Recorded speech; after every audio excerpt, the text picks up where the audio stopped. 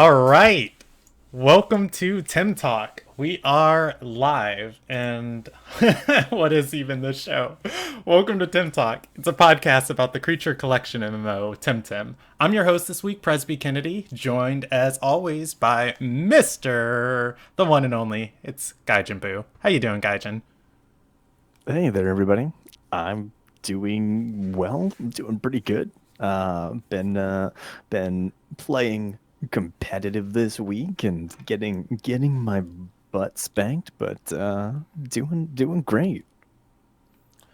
Yeah, and we do not have a special guest this week. Gaijin and I, we just decided, let's come on, let's do the show, let's have a good time together, and we'll probably start pulling people again next week. So it is just gonna be, I guess the lovely co-hosts here, hanging out, having a good time. All right, with that, let's just jump into it. So, Gaijin, anybody watching this episode, anybody like watching live already sees the title. Anybody who clicked this in your podcast feed, you already see the title. It was a big week. It was a spectacular week. The deities from above, from every dimension, they coalesce, they focus so much positive energy, and they rearrange the reality that makes up our plane and imbued Gaijin Buu with the drive to do competitive.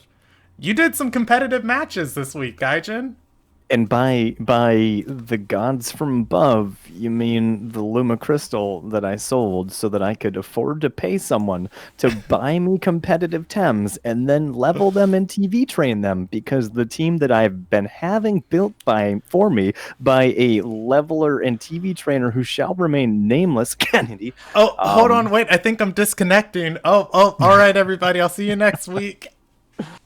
we can all thank Leapy Blank and Rusty Larry, I believe, for my competitive entry. Also Subaki for helping Sleepy Blank with some of the TV work. Yeah, shout out to all of them. Gosh, I know. I need to just get off my butt and get these done. The problem was, and I think this was your biggest mistake, Gaijin, you paid me in advance. It's just like I I have no mean, no enthusiasm to finish up your team. okay, then give back every single Tem I gave to you. Well, hold on. I have to track them down through the community because I gave all of them away. I Yeah, gave a, what I a gave a bunch of them surprise. away already. So What a yeah, surprise. I know. Um, the thing is though, you're never gonna get away from me because we do Tim Talk together. So it's eventually in 10,000 years you will have a team. I refuse to speak until my team is done. All right, we'll be back in like 5 hours, everybody. Okay. No, but it was super exciting to hear you.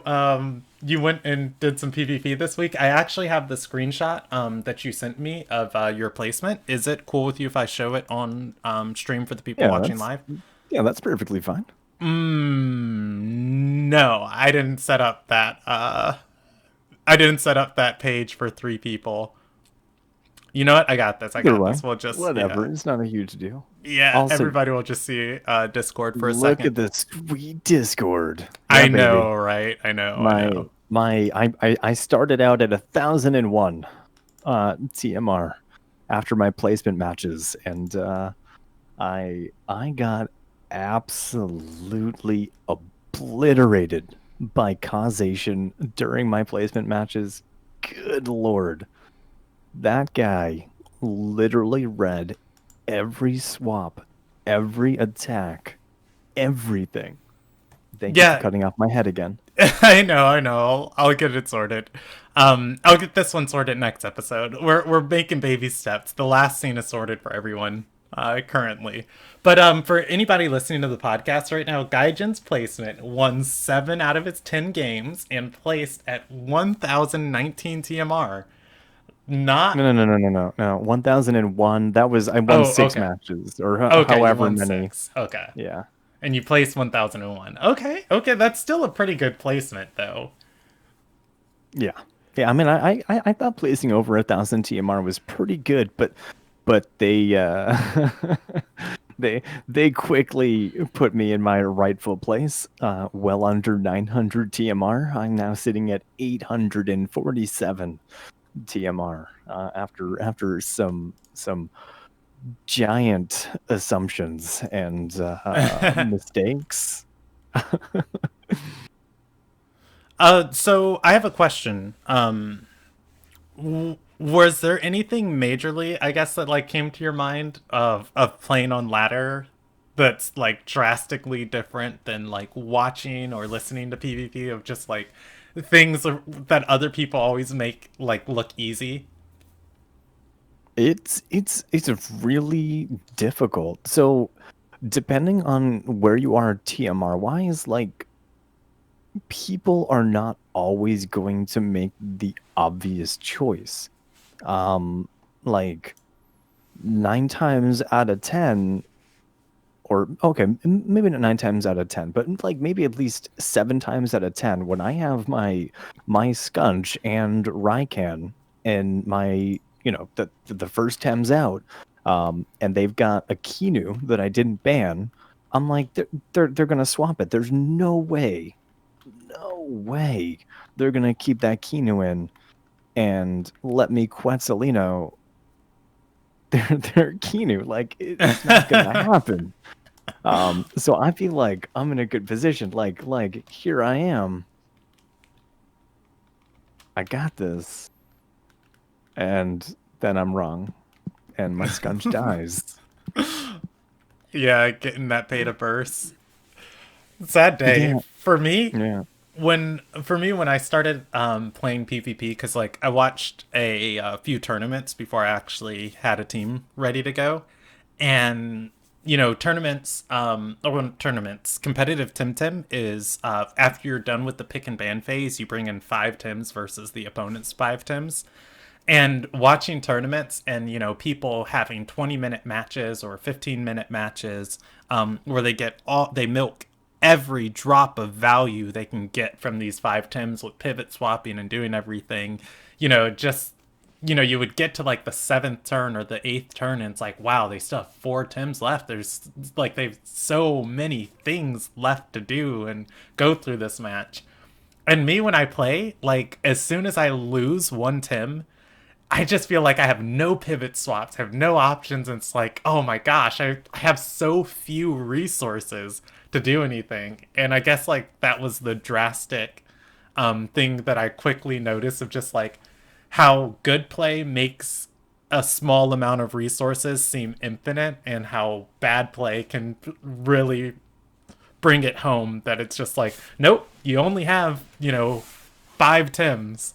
You lose one of those 5 Tims, and 2 of your Tims are on the field, and 2 of your Tims can swap in.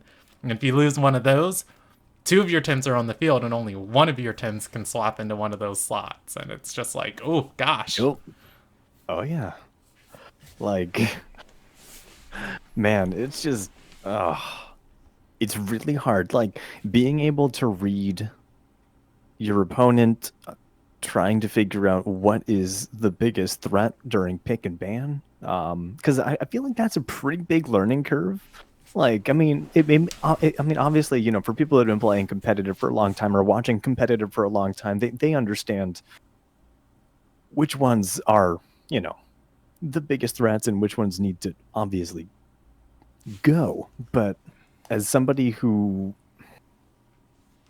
doesn't really watch competitive, like I honestly haven't watched a ton of matches.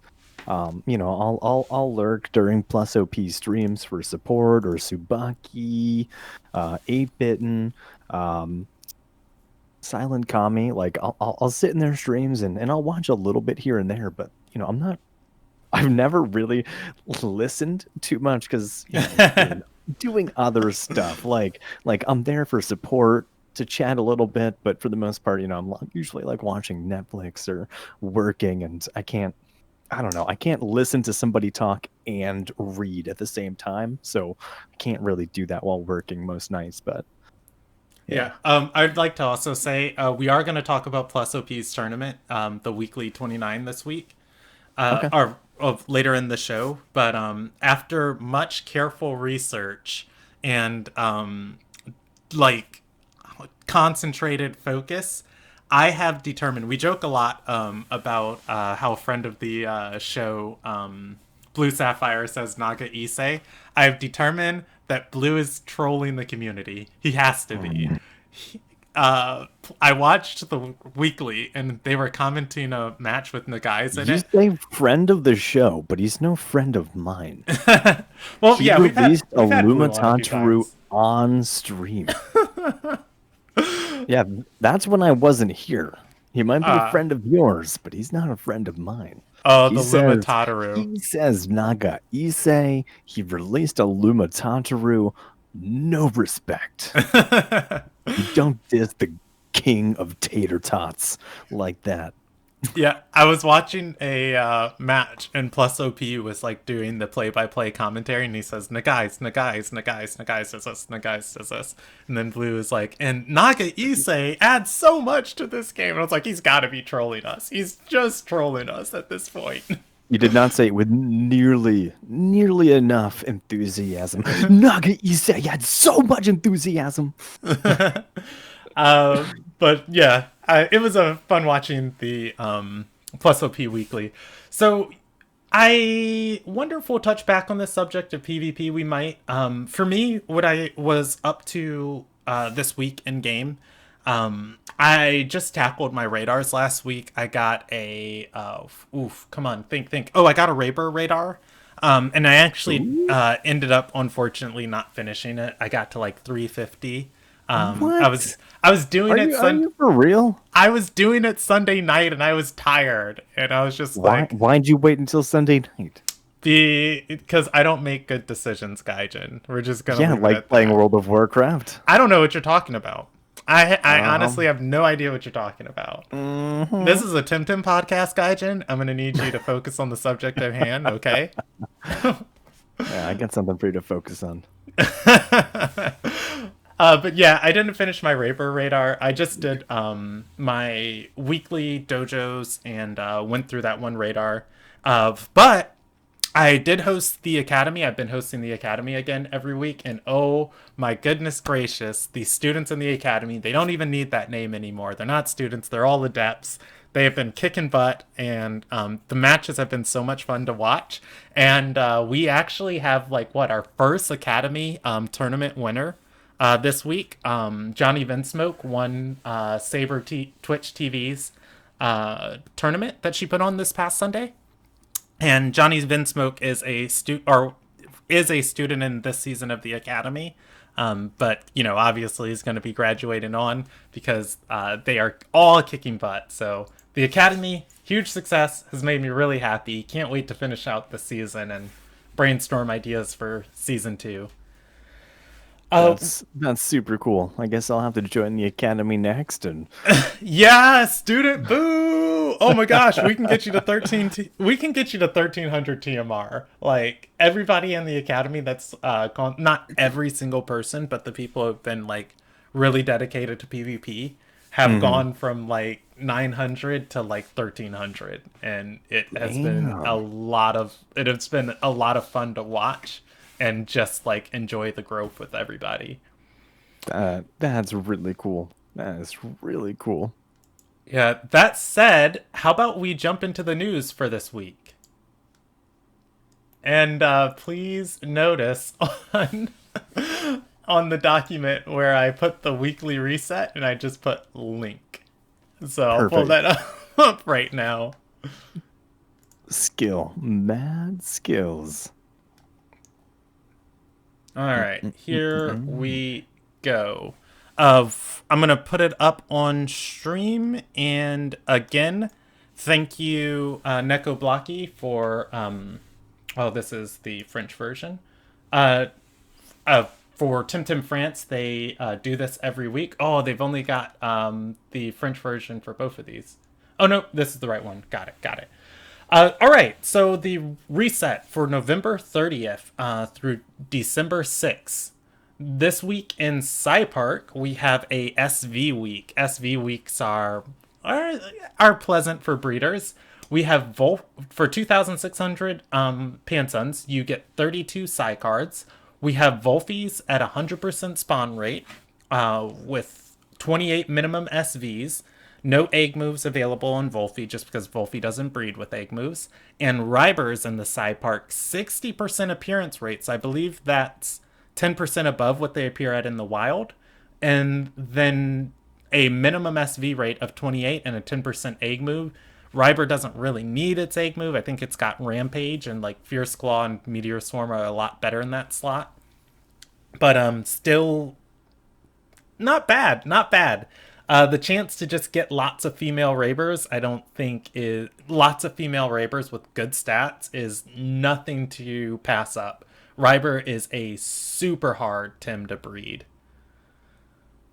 Even with good SV Rivers, even if you get a bunch of females, odds are people still aren't gonna want to breed them. Yeah. I bought a female Ryber with perfect speed from my partner for like 5k Pansons, and I still feel like I undercharged or I underpaid her on that. Oh, you see this? He just admitted to ripping you off.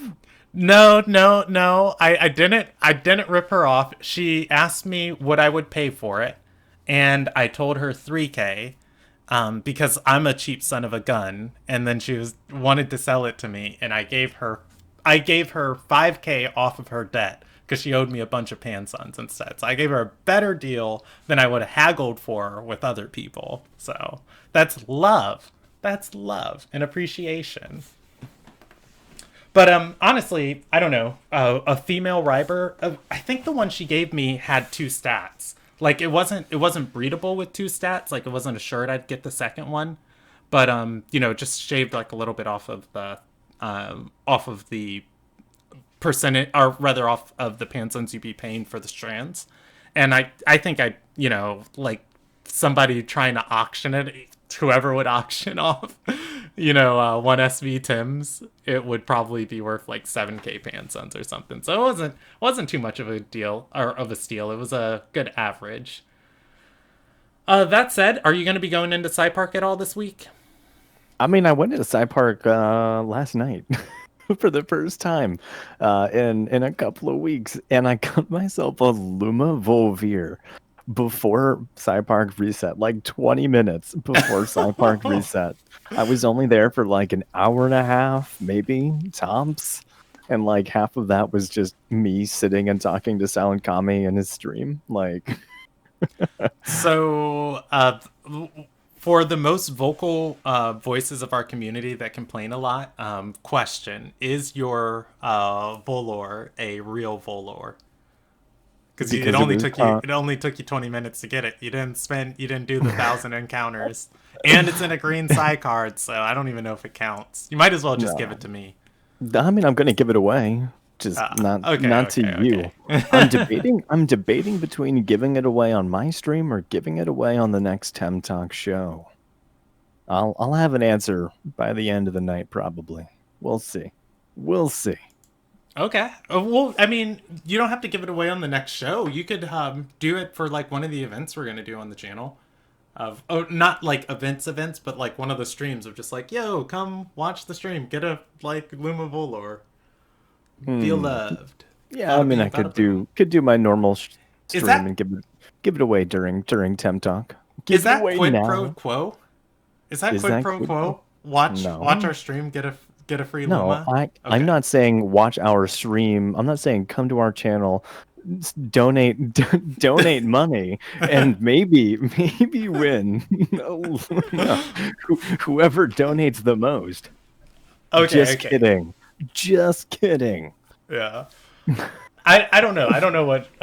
I'm not a lawyer. I don't know what qualifies as quid pro quo. I All right. mean, quid pro quo is, you scratch my back, I scratch your back, doing a favor for a particular person. This is just, incentive for people to be like, hey, let's You let's scr- go check it out. you scratch my back, I scratch your back. That's called comfort. Yes, I get. I precisely. get it. Do you want to read the free Tim releases for this week, or do you want me to tackle I'll that? go for it. Yeah. Okay. So the For 50 Temtem releases, you're looking at 20 times tiny crystals. What's that, like 5,000? Or how much are tiny crystals selling for? I can't even remember. I don't know off the top of my head. I think it might be like 1,000, 2,000. I can't remember like You're a total wise for that person. I'm gonna go with that. 20 stack there. And then for 100 releases, it's 4 enhancer papayas. For 250 releases, we're looking at 4 Wish You Well coins. That's ridiculous. I think Wish You Well coins sell for like what, like 5,000 or roughly 3 to Yeah, 5,000 between a 5,000 piece. and 8,000 Oh, even pansons. better. Wow. Okay, yeah. So the 250 is totally worth it. Even if you're not going to use the Wish You Well coins, you can sell those and make some decent money.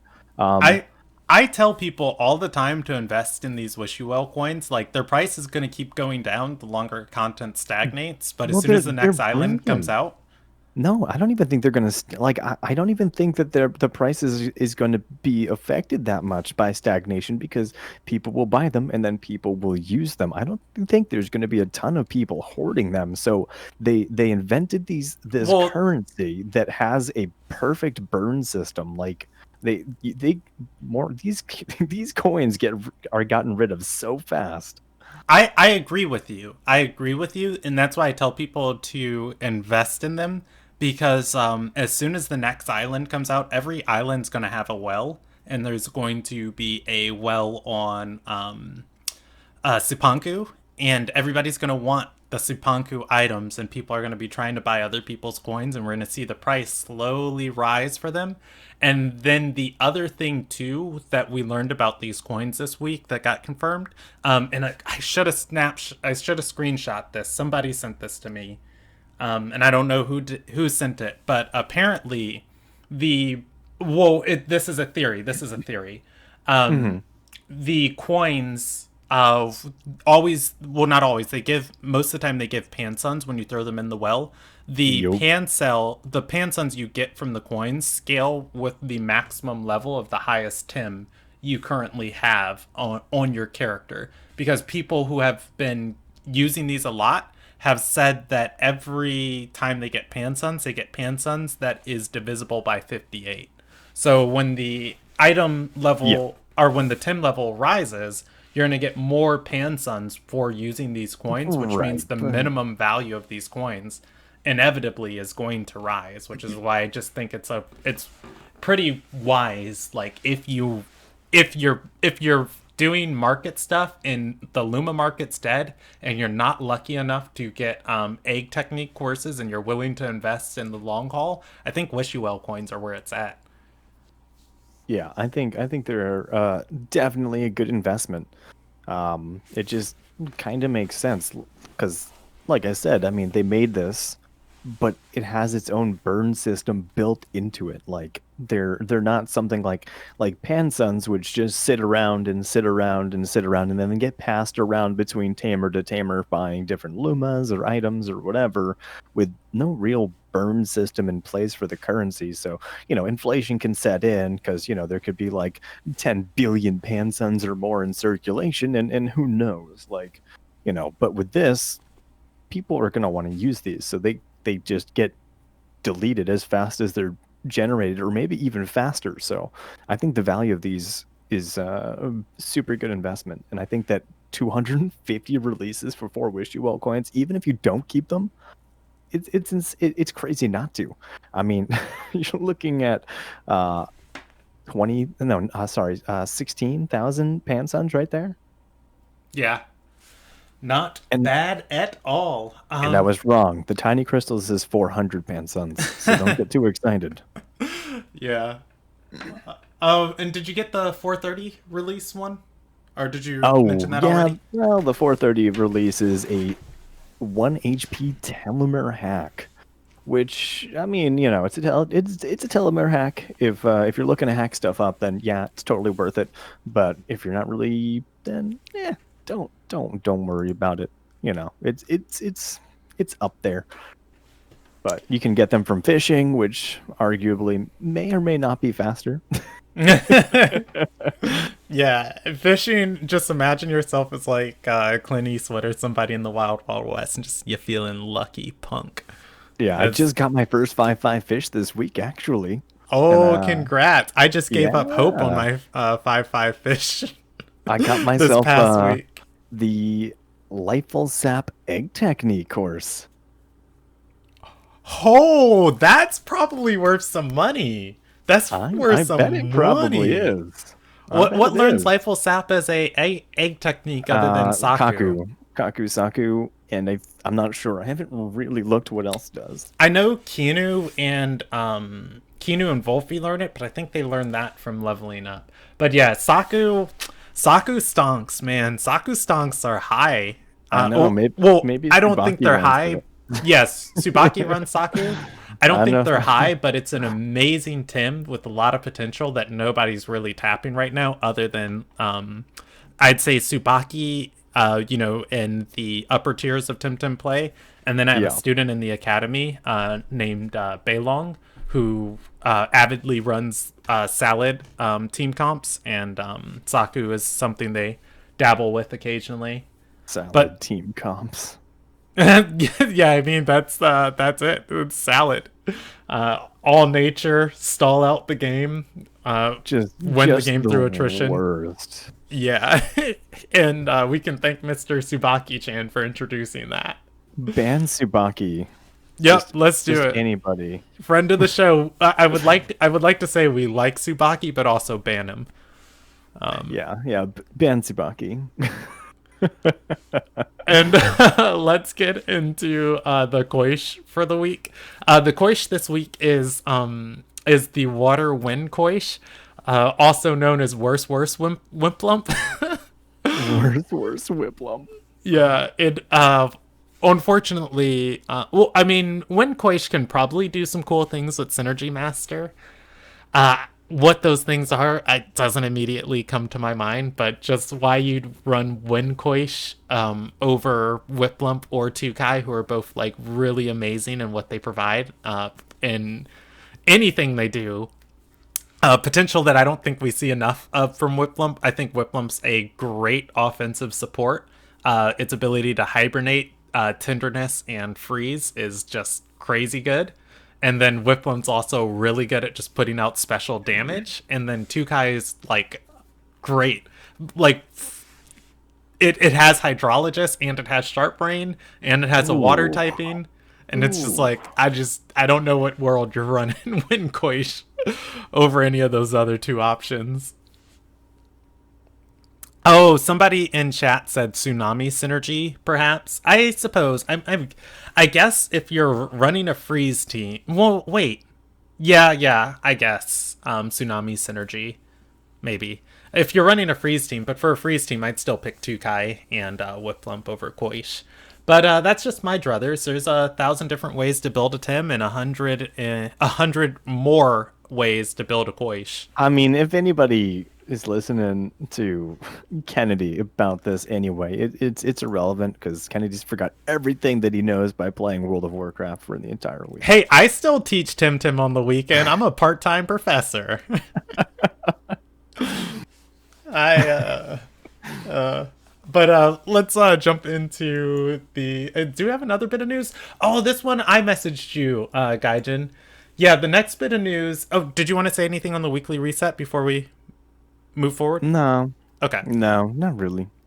This one I learned from somebody. I talked to a lot of people in the Tim community. I don't remember everybody I talked to when or why I was talking to them. But as soon as I learned this, I messaged this to Gaijin and was like, we got to have this in the show this week. So I'm going to pull this up on the stream. And this will be a little bit of not. Oh, it was in the Enigma Discord. I was chit-chatting with people. And we were talking about the speed curse. So See, I already knew this though. Well, and you didn't inform me. I assumed you, of all people, would know this. Assume I know nothing.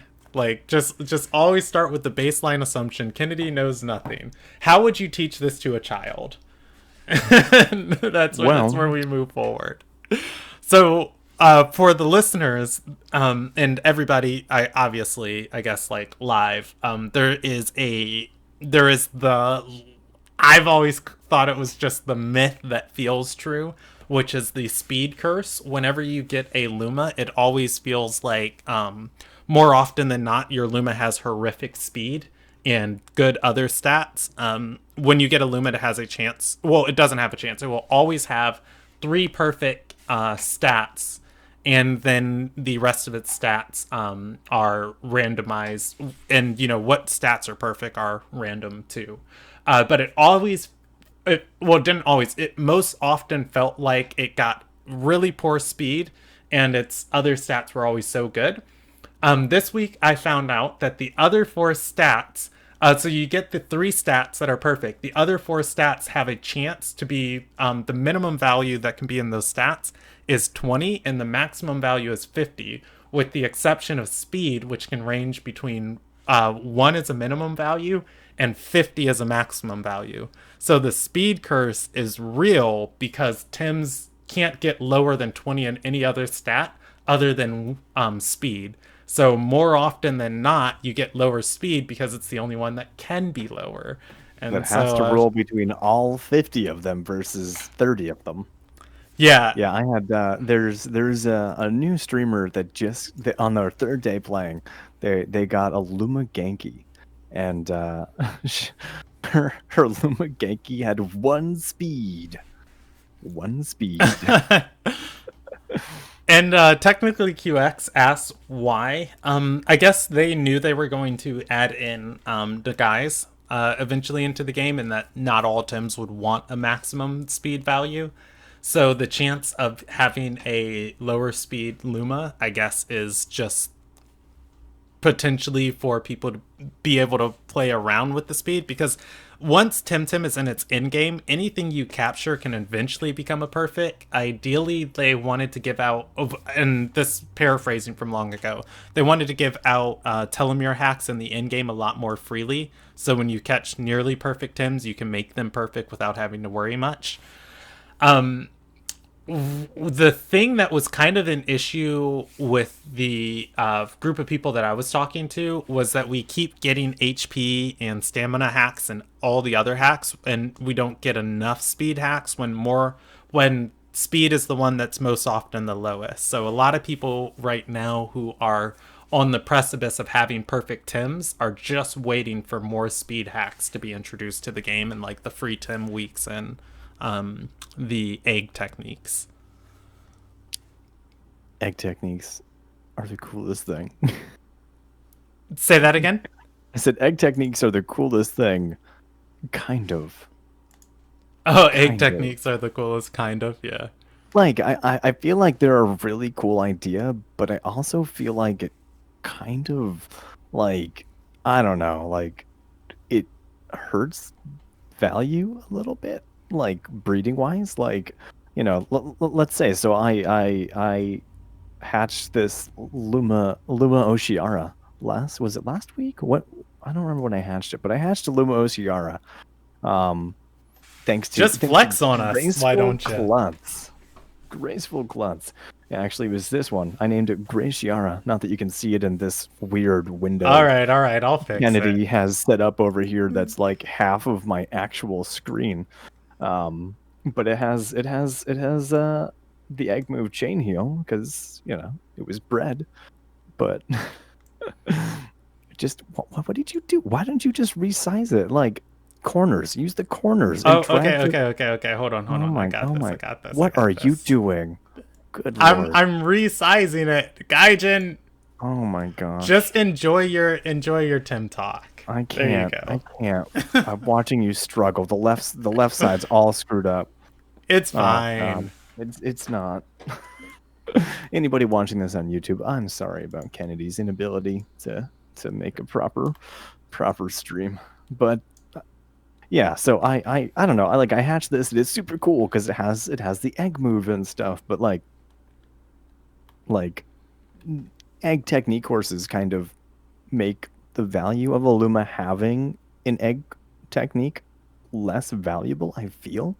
Even though I know ETCs are expensive, but you could buy a Luma without an egg technique. And then if you have the egg technique course, you can then add it. But you know, Yeah, that's just my opinion. I just my opinion. yeah, I'm happy with technique courses so far. So Like I mean, the Luma I think market's it's a going to be really cool drastically different. idea, but I feel like it I feel like a lot of the stuff they did really really mixed up the market. Like I personally like all the changes. I like the radar. I like the egg technique courses, but feel like that for the people that like playing the market, I feel like this I don't know, all these changes might not have been the best for them. Yeah, the market people have had to adjust a lot Yeah. consistently, and I don't know. I feel like when you're in a game for early access, this is weird territory that we're in because right now, basically, early access is the way games are released. Like most major well, not most major games, AAA games aren't, but other than that, like games get released into early access, and then as you develop the game, you get lots of feedback from your community, and things have like the ability to change and not and stuff. I Yeah. watched a video essay on this, by well, not on this specific subject, but by RT Games, who did a video essay of like the development cycle of DayZ and kind of like really comprehensively looking into how things went horrendously wrong, not with just the decisions that were made, but just how the development cycle just lended so hard to that whole game coming together. And it was really insightful on just like how games in early access get developed and what is considered like the game. What's considered the features that are going to be there to stay. Do you go with the features that you have planned that you sold everybody on, or do you go with like the mistakes that popped up that people kind of love and cling on to that were unintentional? Yeah. But yeah, we'll just have to see that as it develops. Yeah, I mean With the chat made a pretty good point. They've already pivoted to doing egg technique courses anyway, because I think that's the new market currently. Because they're pretty rare, they're hard to get, so and it's people just don't like doing the fishing quests. yeah, people So like doing the fishing quest, and it's just as RNG based. So it keeps the amount of them low, I think. So that's cool. yeah, let's jump on to the next bit of news. Let me zoom in so people can see this, and it's going to be a little bit blurry, but I'll read it on stream. This one is about Yowler. RGI Sosiles, friend of the show, asks, has anyone had definitive confirmation from the devs that Yowler isn't in the drop pool for Musa? Because we are now on four weeks in, and I haven't seen anyone get one referring to a Yowler radar. Ooh. Q Angel replied, I can confirm Yowler is not in the pools. It was a mistake that Yowler got left out of the radar pools, and it is going to be fixed next patch. But I know a lot of people who do the Kisawa dojo every single week just trying to get a Yowler radar. So now if you've been trying to decide, like, do I want to do the Kisawa or do I want to do, like Dennis or something? If Yowler is the decision point for you when you're going after your radars at the start of the week, Don't do Kisiwa. yeah, don't worry about it. I know for me, Gaijin, I have been doing Kisawa every week with the hopes of a Yowler radar. Specifically, I Yeah. kind of want to do a Yowler breeding project too, and I just need females. And it's like, I'll get a Yeah. radar and I'll do it when I get that. And it's just I'm not like, gonna nope, nope, pretend nope. like I haven't been going to Kisiwa for that, but mostly I've been hoping for a Luma Goatee or because Moflank is super cool. I mean, obviously I wouldn't keep it. Maybe I'd keep it for like a couple of days just to have it and play with it. But for the most part, like I don't know. I think it's a super cool Luma. Or getting a Zazair would be nice. Or there's a bunch of decent Lumas that I'd like from Kisiwa. So Yeah, same. I'd love a Luma Flank and a Luma Momo. I just think that's please about it. not another Acronox, Yeah, please. I have Acronox and Grumville. I have the most common Luma in the game, and I have the ugliest Luma in the game. Ugville. Yeah, which is just so unfortunate. It's like, Oh, could I not get a Volpy or a Moflank or Momo or anything like that? But, I'll be grateful for what I get. So it is yeah. what it is. Oh, yeah. That said, let's jump into our next bit of news. This one, Gaijin, you actually sent in to me. I can pull it up on stream if you want to discuss it, but pretty short and sweet and to the point with the rename feature. Yeah. So Temtem confirmed that the next island is gonna have the rename function. So get all of your meme names ready. Whatever you intend on naming your fantastic beasts and creatures and whatever. Now is the time to start thinking of them because it's gonna happen. It's gonna happen. I can finally rename my Lumataru that I caught at the beginning of the game Tater Tot.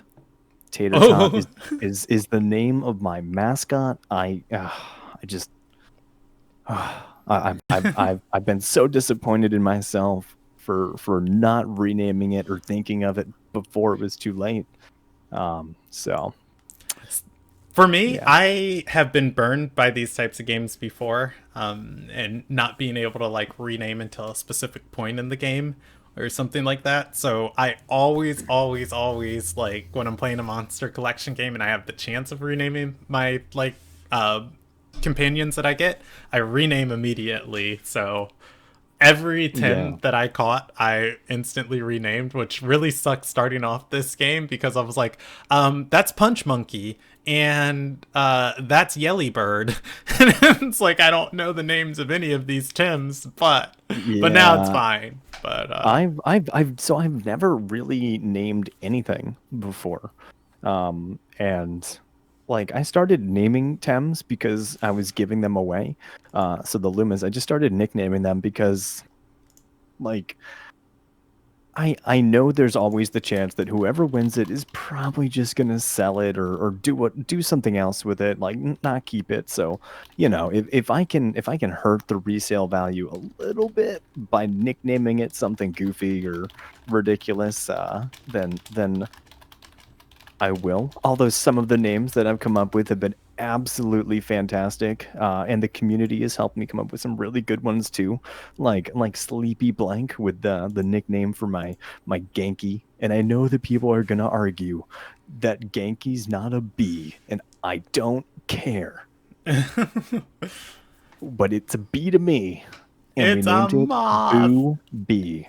B I'm U I'm a big U B E I'm a E. big fan of Booby. It's a little cute little electric buzzing thing.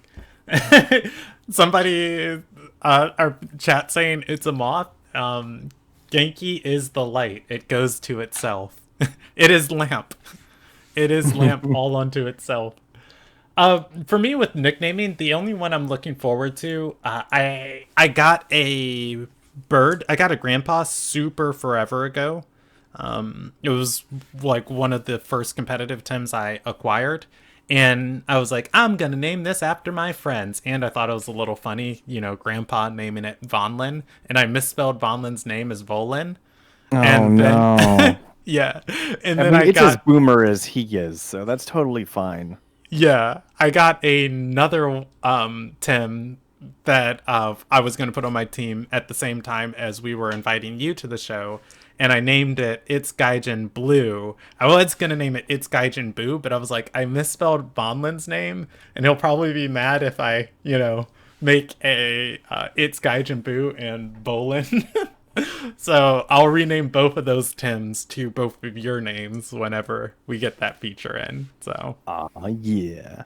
uh, Talakai in chat says, "Wait, is that why mine is named Boomer?" Yes, every grandpa I get gets nicknamed something relating to Vonlin. If anybody buys a Has grandpa from me, it's gonna be called Release Three Lumas. Run from oh Three Lumas. I has kid, I has kid, I kid, Vaughn I even kid. been streaming Temtem? I feel like I haven't seen him go live, but I could be wrong. I don't know. I have his Discord muted, but I was chatting with him the other day, and his Temtem channel's pretty active in it. There are 20 missed messages since I was last there, but we Oh, can talk about Pop. that in the post show. Yeah. Oh, all right. That's the rename feature. That's all of the news we had this week, which is going to lead us into our community events and tournaments section. Yes, the community events and tournament section, because for some reason it cut out a little bit. Oh, yeah, my bad if I was like shuffling around my mic a whole bunch. But yes, this past week we had the Plus OP Weekly 29, and I did not actually watch this live. I watched this the weekend after well, not the weekend after it happened. I watched it Sunday night. And it was a really I watched it on 2.0 speed, so I didn't have like time to sit down and absorb everything like I do normally in a match. But man, was it an interesting match. Or a tournament. People sent me clips from this tournament. People sent me messages about this tournament. Some people hanging out in the Academy stream were talking about it, and I was just like, well, the one week I don't catch it live is the one week so much happens. We got some super cheesy strategies introduced. On top of the super cheese strategies, there were a lot of bugs toward the latter matches that kind of just made the tournament. It was kind of a limp to the finish line, but all in all, Tsubaki-chan won his 15th tournament, which I think just is without question the most tournaments anybody's won in the Tim competitive scene. And I mean, if somebody is going to question me on that, you go back and do all the math and then come back and tell me. Mr. Buu, have you heard anything about this tournament before I go into like some of the interesting details about it? I haven't heard anything. Okay, prepare to be incredibly surprised. I'm already surprised. I will do the least surprising thing first. Spreel was on a team and ran alongside a Deandre, and the team got into the top four. Well, actually, a team got into the top three. Spreel was super duper tanky, and it was a stall comp, Salad Stall, being ran by Prati. And when paired along with Deandre, Camaraderie reduces all damage it takes by 50%, which means it just gets super duper incredibly beefy and hard to deal with. And then when you pair it with the Deandre has a trait called Mithridatism, which means it cannot be poisoned, which is poison ticks are the main way you deal with tanks if you don't have Doom or Execution, which meant that a Deandre and a Spreel would just never die next to each other. They could revitalize, spam each other like infinitely, and they could just stall out games, and it was really weird to watch. Unfortunately, Prati got taken out by Senior Plat. Senior Plat, one of the best toxic players in the game, who, I mean, if you're running Salad Stall, toxic is pretty much the worst thing you wanna play against. So if there was anybody to beat Prati, it was Senior Plat.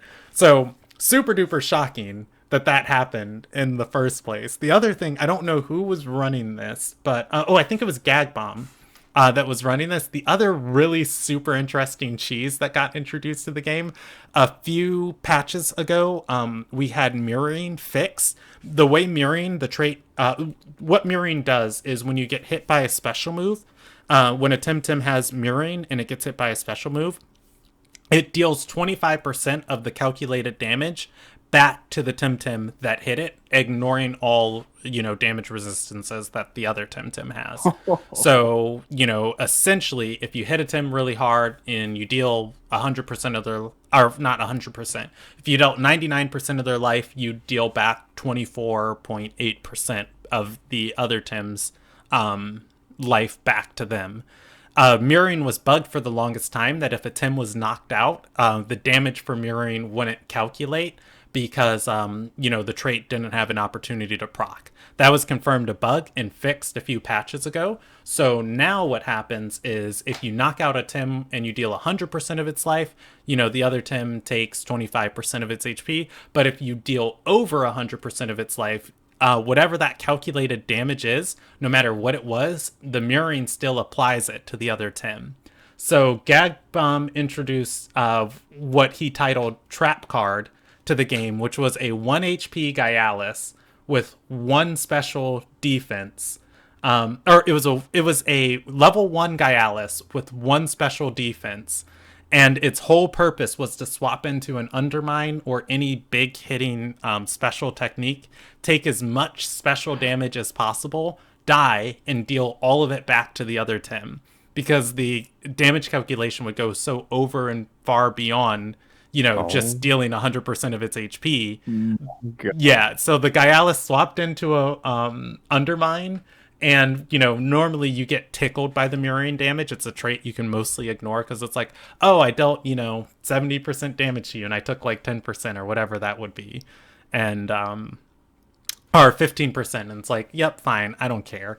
My Tim's still living fine, but the Gaialis swapped into an Undermine and dealt 99% of the Momo's HP back Oh to it. my God. It was ridiculously nasty to watch. And Ew. so that's just another interesting way I think Gaialis might be ran in the future. As far as other Tims that get mirroring, we have Hocus, and I think Crystal gets mirroring, which are all of the Tims you could possibly run it on right now. So I don't doubt we'll see level one special defense builds out of those Tims. So just swap in to double, twice effective move, get super destroyed, and see you on the other side.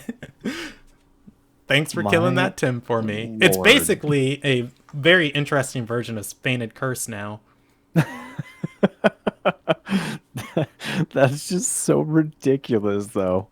Man, people are absolutely brilliant. Like the stuff that they think of is just so far above and beyond me. Like I know I don't know that much about competitive, but good Lord, the minds behind this stuff, like literally sitting there and just like looking at how they can utilize traits and do all the like TV perfecting, sitting there for hours and all this, like geez, man. Yeah. Somebody in chat said devs confirmed fix next patch. So I don't know if this is a bug or not that it's dealing this much damage. So we will see. But yeah, I just saw it happen in the tournament, and it was really interesting. The thing, if this like type of strategy becomes prominent, that's always interesting, is that when you're going through pick and ban phase, deciding on whether or not to let a Gaialis like through pick and ban, or playing around a Gaialis pick, because Gaialis has like so many good answers to a lot of Tims, gets another decision making factor to it of just like, is that a trap card Gaialis? That's probably a trap card Gaialis. Because currently, Gaialis's other trait is bugged. Resistant doesn't do what it's supposed to do. Resistant is its ability that whenever it gets hit with a negative status condition, it shaves off one turn of that condition. So if you poison it for 2 turns, it only gets poisoned for 1. If you sleep it for 1 turn, it gets slept for 0 turns. But that trait is currently bugged, so mirroring is the trait to run on Gaialis. I've actually been running a mirroring Gaialis since day 1, but I just use my Gaialis as a special defense tank. So yeah, it's really interesting, like you said, that people came up with this strategy. That said, let's jump in. Oh, okay. So the finals for that was Senior Plat versus Tsubaki, and Tsubaki won. Prodi coming in third place. I want to jump into the next tournament on our list. Was there anything else you wanted to say about the Plus Weekly? No, I Okay. didn't end up watching either tournament.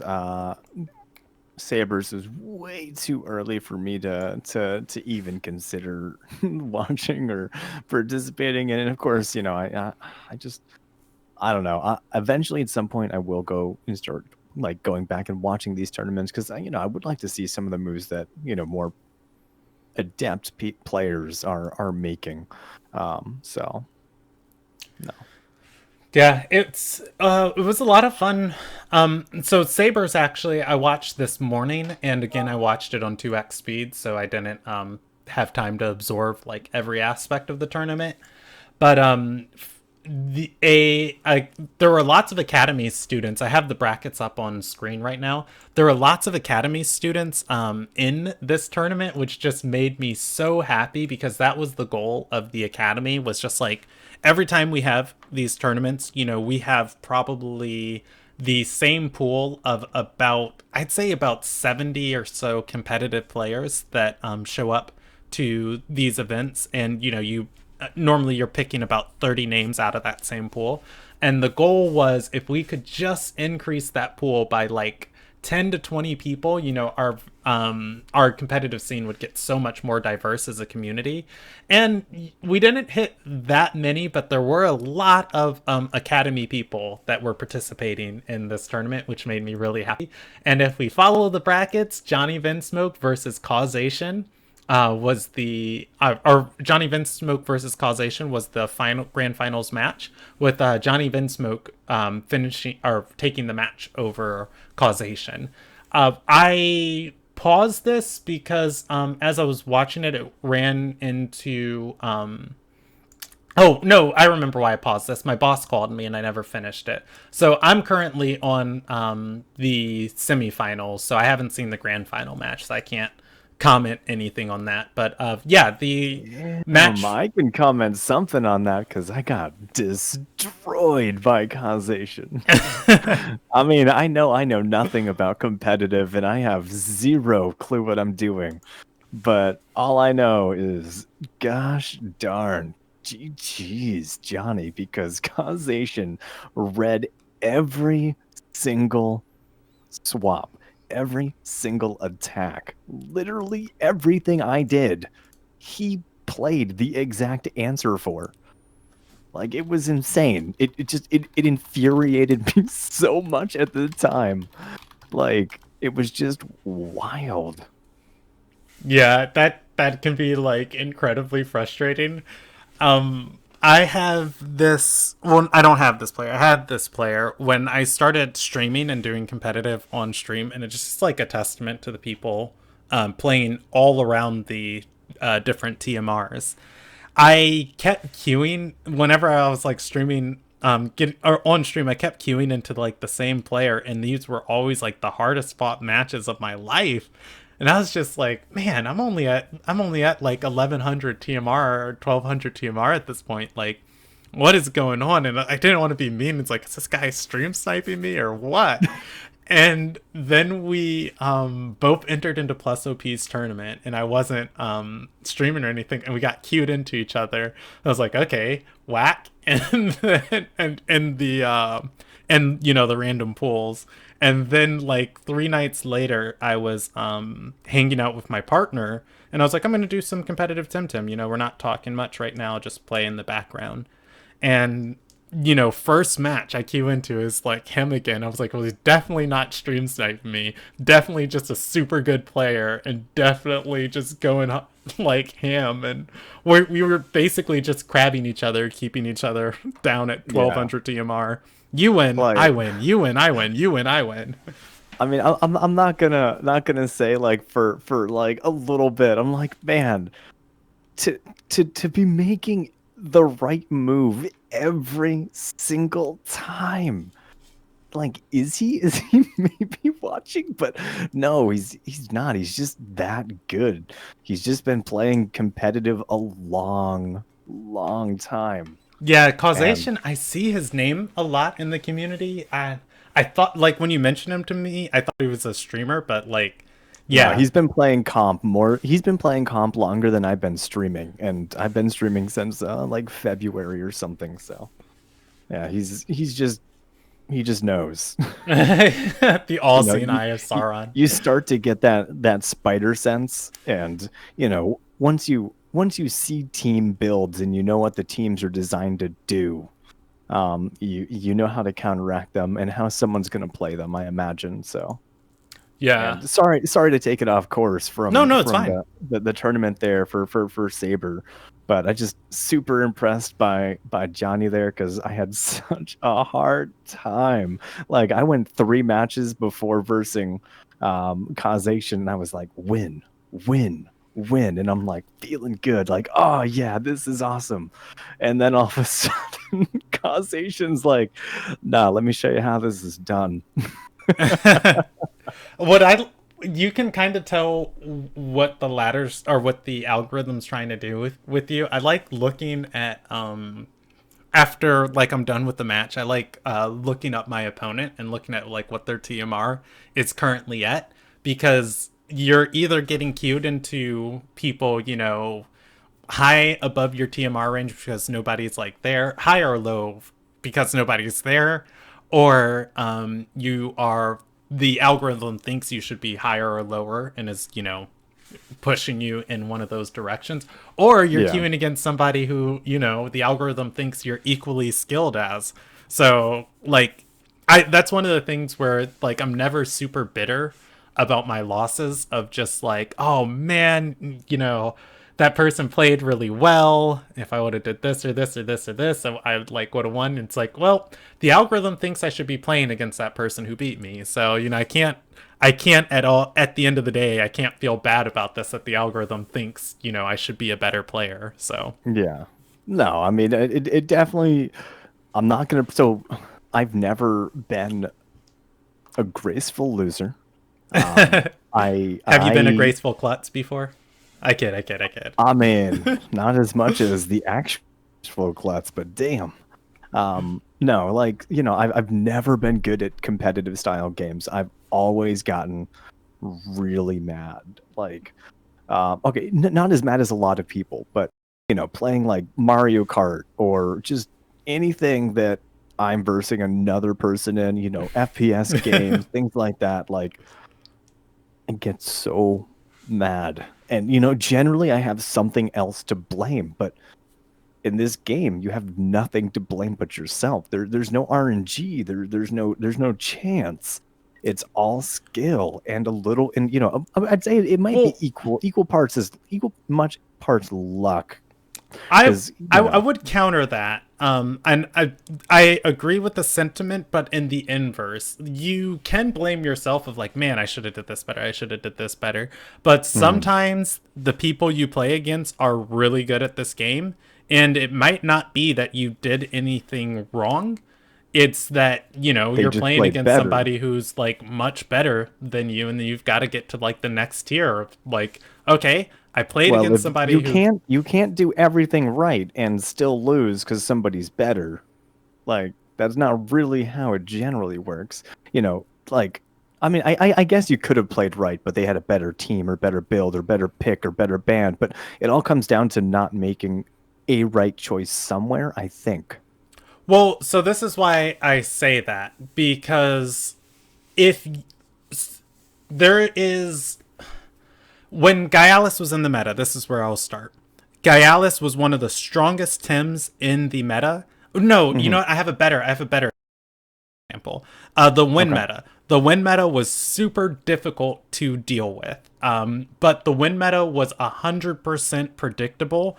You're going to throw out two Tims, probably Volarin and Grandpa. Turn one, you're in a Windburst and Feather Gatling. Turn two, you're in a Hyperkinetic and Turbo Choreography. And then, turn three, you're probably Hypnosising. Like, like the win meta was just like, you need as many hyperkinetics and as many turbo choreographies to win. The turbo choreographies were always predictable. They could only ever come turn two, and you knew all the Tims who had turbo choreography, and you knew they needed turbo choreography. That was the best thing to do. But if you played the win meta against somebody who knew you were playing the win meta, you lost the game because they could predict your moves and they could respond to it.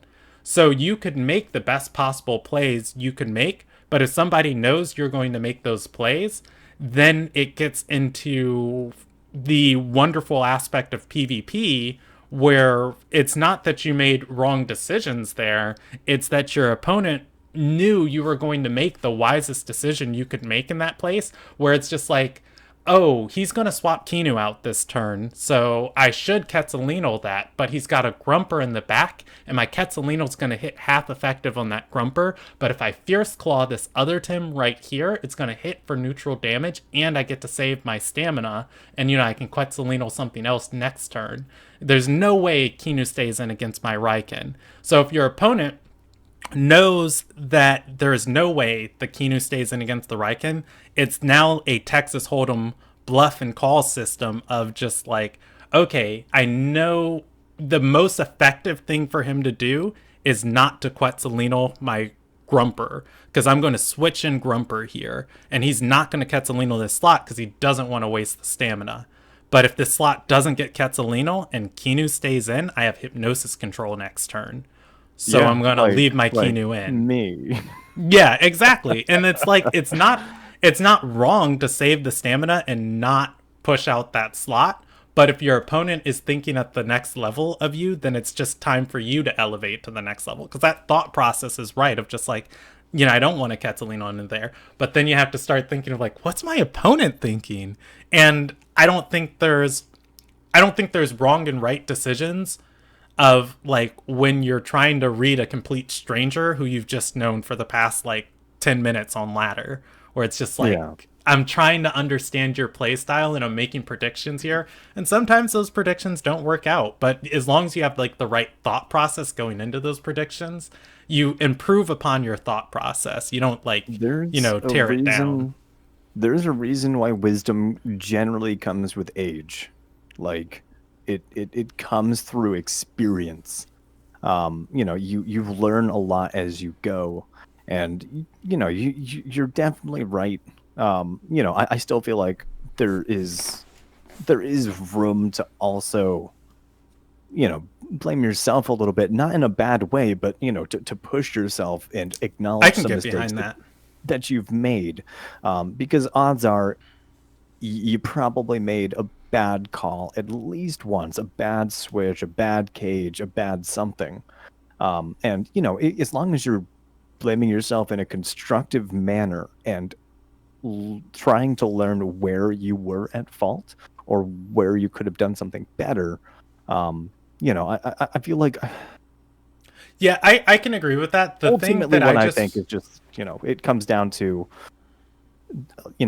that, or just the person just inherently has more experience, which is a huge advantage. And generally when you're versing somebody like that, you need a lot of luck more than anything. I can agree with that sentiment. The thing that I just mostly wanted to address is that some people could like get into their mind of just like, I lost that game, I'm a big dum dum, and they're No, just so much no. smarter than me, and it's just like, If you're just gonna sit there and blame yourself and not try to figure out why it's your fault, then I mean it's pointless. Don't sit there and beat yourself up over it. Like, you know, yeah, you might have made a mistake, but you're in a big dum dum. If you're new to PvP, you're gonna make a lot of mistakes. You're gonna make a lot of bad calls. Even if you're someone experienced as Tsubaki, occasionally they make mistakes. You yeah. know, it I doesn't matter how good or how many games you've played, there's still a chance you can make a bad call. I like this quote I heard forever ago, and I can't attribute it to anybody. But it's, mathematicians don't make mistakes, they revise their thinking. And it's in regards to, like improving your mindset, where you can, through you can have an idea, you can go through the whole process, playing out the idea, and you can see the idea doesn't work, and then you just revise your thinking and you try a different variable or you try something else, and you just improve upon what you've created. Yeah. So, and that's what I like to say to people, we don't make mistakes, we revise our thinking. It was like, why did we do this decision? This is why we did this decision. That's the good outcome that we want, but what's the more effective option to get us to, that outcome? It's like we were trying to knock out this Tim, but maybe there was a better way to do that. So how can we revise and improve like our processes to get the outcomes we want? Yeah. I mean, it's just like if at first you don't succeed, try again. Getting upset and not putting the effort in to get better isn't gonna help I you think get I better. think for the thumbnail for this Tim talk, we should just have like a cat hanging onto a tree and just inspirational picture. Hang in Hang there. in there. Yeah. I uh, mean, Go it's ahead. it's super important, I think, just to know that you have room to improve. We all do. So like, Agreed. keep trying. All right. So, is there anything else you want to say on Saber's tournament before we go to the next section? Because I think we about No. covered it all. Yeah. No, other than go follow Saber and plus OP if you guys haven't, because they're probably both going to continue to do tournaments. I think that was Saber's first tournament, right? Yeah, it was her first tournament. She ran it to make sure the community had content on Sunday because Club Wars is finished, and Plus was shifting out of doing his weeklies every single week. So it's Yeah, really cool of her to run that. yeah. So definitely is it? Oh gosh, is it Saber TTV? It's Saber underscore Twitch TV on That's what it the is. site, twitch.tv. So Yeah, yeah, I was well, looking for her channel earlier so I could I follow her and I was like Saber TTV, nope. Saber underscore TTV, nope. And I was I, just like, what is it? And I went to my followed things. I was like, oh, Saber underscore Twitch yeah. TV. I follow way too many people, so like trying to scroll through this list and find it. Thank you. Yeah. Uh, yeah, and then of course plus OP. Not hard. Not hard. Yeah, easy peasy. All right, let's get into our listener question for the night. We didn't have one written in. I took it from chat again earlier, and I guess you can make Raver the inspirational cat. It made me chuckle. You could. Yeah. We're going to jump into our listener question. If you ever want to write into the show, you can write us at timtalkshow@gmail.com. That email again is timtalkshow@gmail.com. If you have any questions or if there's any content you want to see on the show, if there's anybody you guys want us to bring in as a guest, I check that email every Monday and every Wednesday, and I'm going to try and start checking it every Friday. And so, easiest way to reach us. Our listener question this week comes from Technically QX, who wrote it in Twitch chat at the top of the show. And the question was, do you guys ever think we'll get a mass release function in the Tim deck? I told Technically I wanted to do this as the listener question just because there was a little bit more I kind of wanted to jump on as far as like just functionality with the Tim deck. So, I mean, we could start by answering the question, and then we've talked before about our dreams for the Tim deck, and maybe touch on those. Mm, So, I'll throw this at you first. Do you ever think we'll get a mass release function in the Tim deck? God, I hope so. The game is built around mouse and keyboard. I mean, what computer program do you know of that doesn't have a multi-select function? And when you have, what is it? Is it 8 pages or is it 8 or 10 in Oh, the 10 10, deck? 10, 10. And when you have 10 pages of 30 temp, like that's a lot, especially if you're doing, free temp. I mean, oh God, or just trying to select 8 temps for a trade. Even that takes a lot of time. A multi-select function is crucial. I think that this is a function that absolutely needs to be implemented. Um, it's just like, please, for the love of God. Yeah, I can agree. I hope we get something like this. I'm somebody who hoards Tims, and about once a month I have to like go through my box and either trade things to my alt or just release a bunch of stuff. So this would Hmm. make my life like a lot easier. And then there's also people who, sell and buy free Tim. And I think that this would make their lives easier. We got the type function for pants on trading amounts, so maybe we'll get this.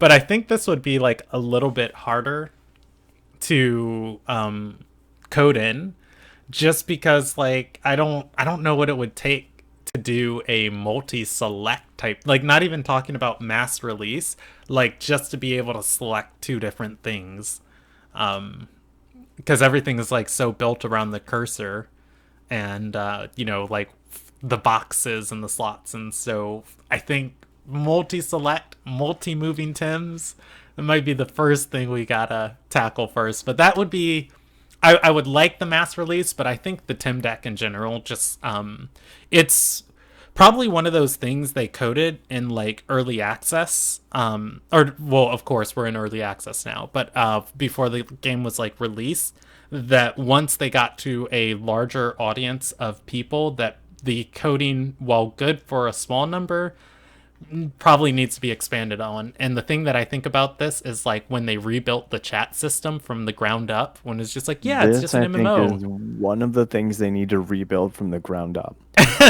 Yeah, again, Because chat's even the search function doesn't work so like well at all. Like if you want to find one specific Temtem, oh boy. I mean, like, because unless you have already sorted them yourself, the sort function does not work. Because if you're trying to find unless you've named all of your Tems like special defense or special attack or I learned to whatever, do that. I hoard too or many Tims not to nickname them what stats they like, have. or say you've built different competitive Tems, like, and you're trying to find the right scunch or something. If you search for a type or a name or whatever, it'll bring up all those Tems.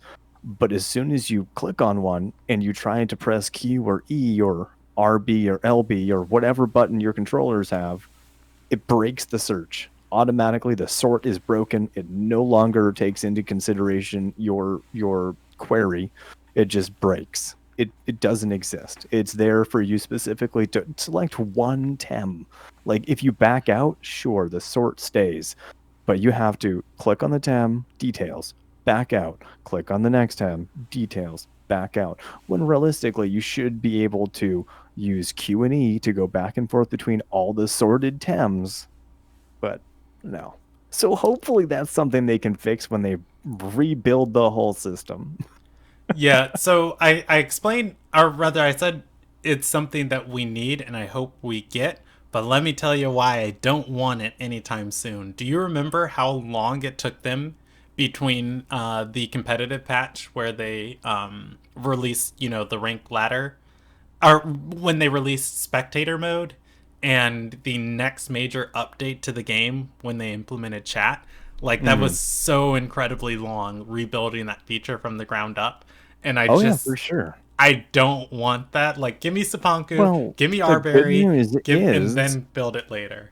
even if they're rebuilding it, like it's something they could have a team dedicated to maybe. Like I don't know. I know they've been hiring more people and stuff, but I don't know if they have the resources to do that per se, because I know it's a lot of work. I know it's not a simple task, but I just am confused.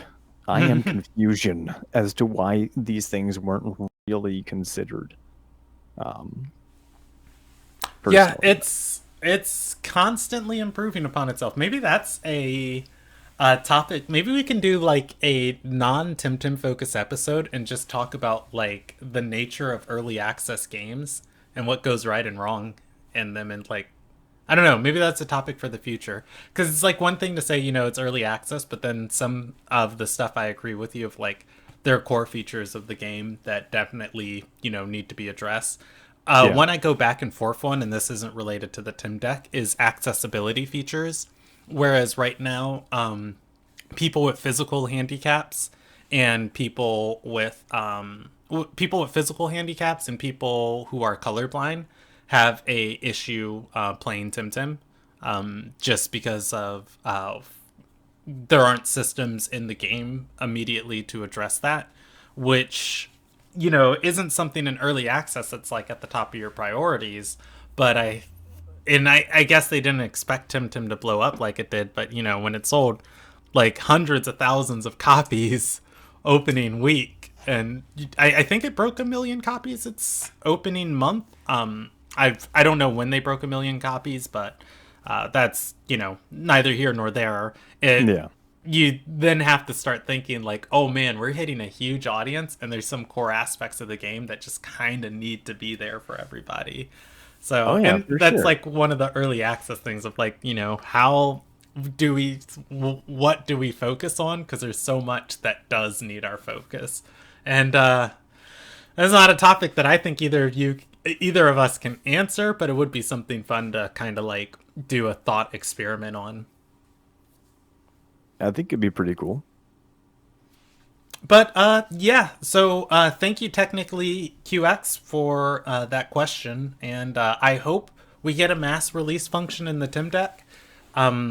And I'd like to see it soon if it doesn't take a lot of development time. But if it involves rebuilding the Tim deck, then Well, let's get it after all the story stuff. the good news is though we don't have to worry about like the current Tem deck being taken away for that. We can still use the current mostly functional one until such a time that the new one is created. I'm curious though how updates are going to happen now with PS5 coming out. Speaking of, that whole thing. Hopefully Um, simultaneously. but PlayStation requires like uh, approval. So it has to go through their systems for approval before it can actually be pushed out. So like it's going to be interesting because I don't think people can play on different patch levels. Do they push that forwards first and then push the update to PC, or how? I'm curious how that's going to function. Yeah, I think it would be easier for and this is pure speculation. I think it would be easier for them to update, PC and make things go live rather easily. Is like that's been their wheelhouse. If anything, I think that this would be a good thing for us because we'd get more consistent ideas of patches. Normally, we get like patch announcements like the day before, and then the patch update, and then it's just like, and it's going to take this long, and during that time, we'll release the patch notes. Where maybe now we'll get some projected time, like if it takes, a week for PlayStation to process and approve a patch, like maybe we'll get a patch announcement of like next week, this patch is going in at this time. Because this is the only game that I've ever played, and I'm thinking about this now. The only online game that I've ever played that does patches like this, where they're just like, hey, tomorrow there's a patch. Also, we're not releasing the patch notes until we're implementing the patch. And now, once we've implemented, once the patch is like halfway through implementation and the servers are about to come back up, here are the patch notes, where it's like most of the time it's like, hey, here are the changes we're going to make, and here are the patches a week before, feel free to discuss them, and whatever, prepare, on this day it'll be live. And Yeah. in some Oh, go ahead. Yeah. I I Okay. I, I was just saying, yep. That's all. Yeah, and I was going to say, in some regards I can see the reasoning of just not wanting to cause like massive fluctuations in the Tim economy of like, oh, we're taking out this item that you're not going to. It's like everybody's like 500 pants. I want this. But the patches and updates that they do still have massive impacts on the economy. So it's, Yeah. I don't know. Like even And though like again, pure speculation. I'm not speaking for anyone at Krima. the biggest thing I think the biggest concern for me though is the emergency updates. Especially Oh if they yeah. take if they take a week approval or something like that from PlayStation. I'm just concerned how it's actually going to affect things. Um, so that's my biggest thing. I think they're going to have to be more careful with updates as we've seen. Like with this last week, did you hear about the trade bug? Oh, I'll raise you one better. Did you hear about trying to toxic plume a bamboozled Tim? What? It crashes the game for anybody spectating and What? anybody in the match. What on earth? Yeah, Speaking of exactly. bamboozle, this has nothing to do with emergency patches or anything we're talking about, but for anybody who's doing the dojos, if you fight Sophia and she has Pick, leave it alive. Kill everything else. because all it does is bamboozle. I'm going to report this as a bug, but for this week, anybody who's doing the dojos, just let the pig bamboozle itself and worry about the second tem. Mhm. Literally, all it does is bamboozle. The entire time, it bamboozled itself to Oh, you death. know what? Maybe let's do dojo strategies next week, and then we can put this speculation topic out a little bit further when we might have some concrete ideas with the PlayStation implementation. Mm. Because Yeah. I've got some dojo strategies where people watch me literally drag the corpses of my Tims through dojos, and they're like, "Why are you not doing this easier?" I'm like, "Because the NPCs, their mechanics don't know how to handle what I'm doing. So it might not look like I'm doing great, but I'm definitely gonna win." But yeah, so that's cool. And yeah, just on the topic of PS5, um, are you gonna buy somebody's cosmetics, Presby, as currency? Nope. I'm giving away 65% of my pansons to the academy. So the money I'm gonna have like 200,000 pansons left, and I'm gonna probably use that on breeding projects. Oh, I still haven't played around with a Yowler yet. I haven't bred one. I haven't bought one. well, time to get playing. Yeah, I know. I want to just savage suplex somebody out of existence and feel good about myself. You are muted. Wait, I'm muted? There you go. Your mic was gone. I couldn't hear a thing. Oh, okay. I said I want to savage suplex somebody out of existence and feel good about myself. Savage suplex is such a beautiful move. So that's before we get off, I did want to discuss some of the bugs we brought up. As far as I know, the major bugs in the game right now, Gaialis resistant isn't working. Trade bugs taking They to did an emergency fix for it, for trading. but an hour and a half plus, like it just got worse through the week. People were stuck in trades for over an hour. They did fix it. Trades are fine now, but I don't know what it was that caused it. But man, oof.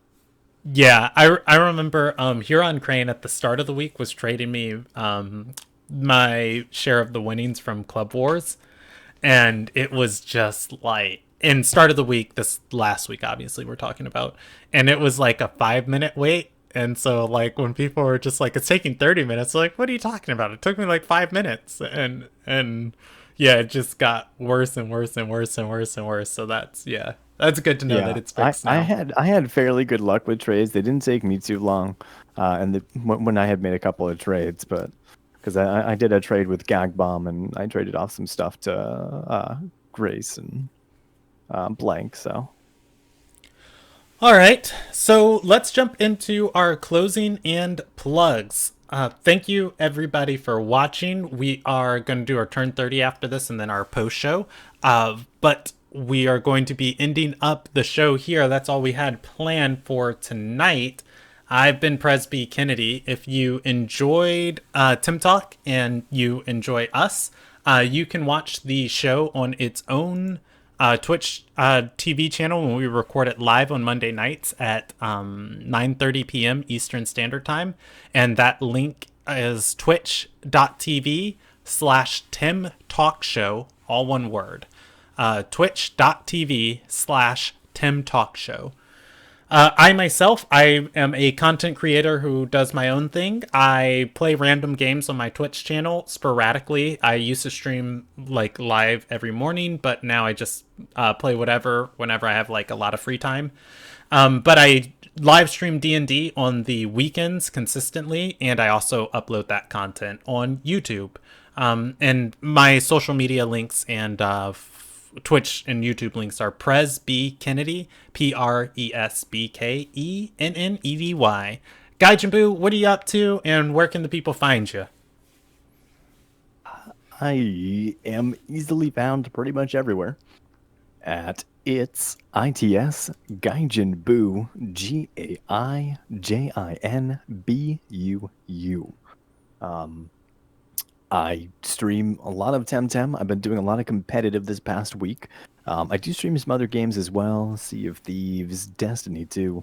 But mostly I do a lot of Temtem content on Twitch. I don't really upload things to YouTube or anything yet. I mean, maybe at some point I might do it, but right now, just this, and that's where you can find me.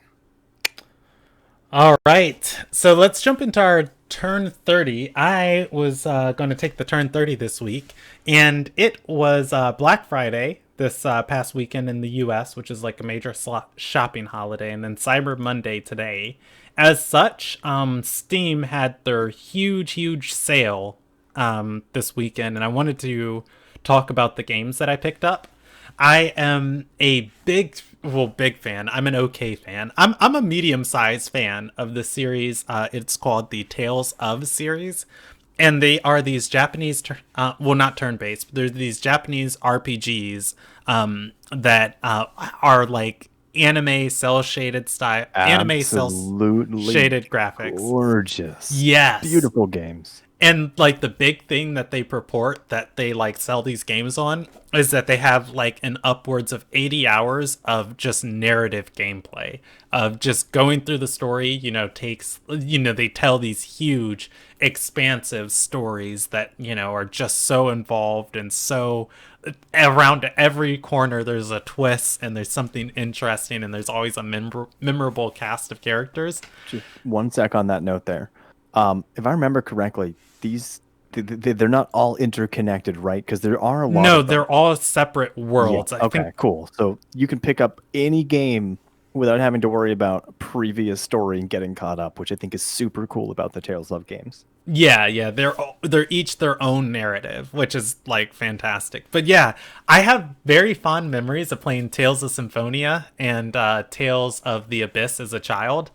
And I've always wanted to go through another one because there's such big commitments, and I haven't sat down and just played through another one in completion. But I got like 3 different Tales of games this weekend for like $5 each, and I was like, I'm gonna do it. But soon. We'll see. Yeah, I don't know, Gaijin, if you have any interest in the series or if you got anything interesting off the summer sale. I actually have multiple of those games already, and one of them is Tales of Vesperia. The definitive edition is actually on Xbox Game Pass. So I installed that on my Xbox Series X, and I played it a little bit. I have a couple of games I'm trying to finish. Hellblade: Senua's Sacrifice, Watch Dogs 2. I picked up Assassin's Creed Valhalla. Ooh, okay, so you're walking away from this a winner. A bit to play around with.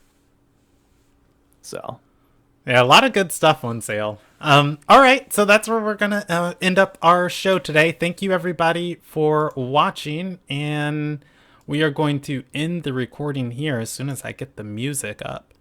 So we'll just some point. Yeah. Well, it's playing. Have a great day, everybody. Thank you for listening. Love you, viewers, Audible listeners, wherever you are.